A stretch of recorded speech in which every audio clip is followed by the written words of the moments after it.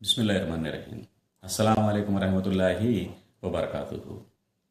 పూర్వకాలంలో ఓ వ్యక్తి దారమ్మట నడిచి వెళ్తుంటే ఆకాశవాణి ఇలా వినిపించింది: వర్షాన్ని కురిపించే మేఘాల్లారా, మీరు ఫలానా వ్యక్తి పొలం దగ్గరికి వెళ్ళి వర్షాన్ని కురిపించండి. ఇది విని ఆ వ్యక్తి ఆశ్చర్యపోయాడు. ఆ ఫలానా వ్యక్తికి ఎందుకింత ఇంపార్టెన్స్?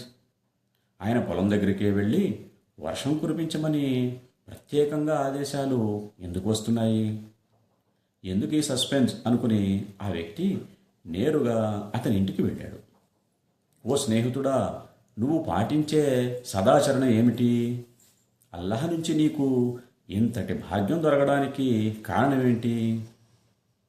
అప్పుడు ఆ వ్యక్తి ఇలా చెప్పాడు: నాకు ఎంత ఆదాయం వచ్చినా 1/3 అంటే 1/3 అల్లాహ్ మార్గంలో సదఖా ఇస్తాను.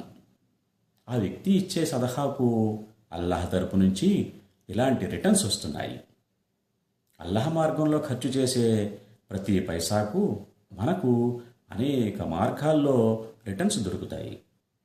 కాకపోతే మనమే వాటిని గుర్తించం.